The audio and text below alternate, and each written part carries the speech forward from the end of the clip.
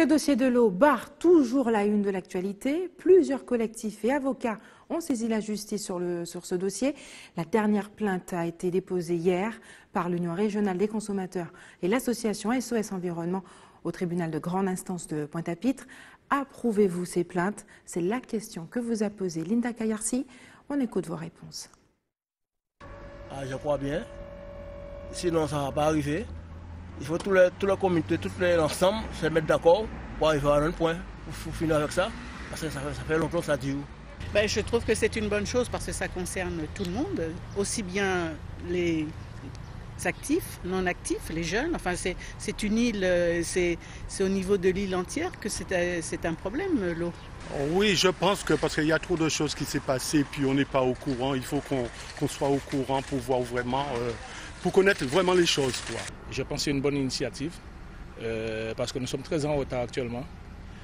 Il va falloir que chaque individu, chaque Guadeloupéen puisse avoir de l'eau dans le robinet tous les jours. Enfin, on ne doit pas se battre pour avoir de l'eau, enfin, dans une île comme la Guadeloupe, quoi. Enfin, partout, je pense qu'on n'est pas au fin fond d'un pays où il n'y a pas d'eau, où on est dans le désert. C'est loin d'être ça. Donc, c'est déplorable qu'on soit obligé de se battre de cette manière. Moi, je suis d'accord pour une gouvernance unique pour l'eau, ici en Guadeloupe, quoi. Ça serait mieux? Oui, ça serait mieux et ça va... On va se comprendre et puis on verra bien les choses, quoi. Même, il faut quelque chose. Il faut faire quelque chose. Je pense que là, c'est un peu dommage pour nous, mais il va falloir faire quelque chose quand même. Et les présidents des collectifs menacent désormais de saisir les instances européennes pour faire la lumière sur cette affaire, à savoir qui sont les responsables et où est donc passé l'argent qui devait servir à rénover le réseau. On écoute Harry Olivier, président du collectif citoyen Guadeloupe, qui s'est exprimé face à la caméra de Linda Kayarsi. Vous savez, s'ils ne veulent pas comprendre la situation, s'ils ne veulent pas entendre, il va y avoir d'autres actions qui vont se faire. Parce qu'aujourd'hui, toutes ces collectivités qui sont en situation de déficit, qui ont utilisé des financements européens, parce que ça aussi, il faut que la population comprenne. Aujourd'hui, quand on parle que l'Europe finance, c'est l'ensemble des citoyens de l'Europe.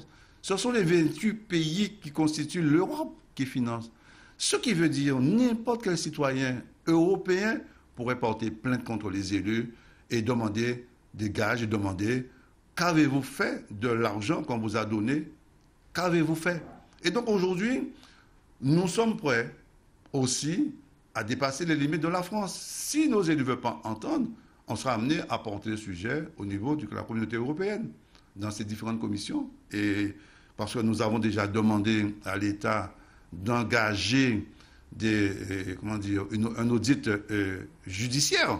Parce que là, il y a des raisons de penser que les choses ne seront pas claires.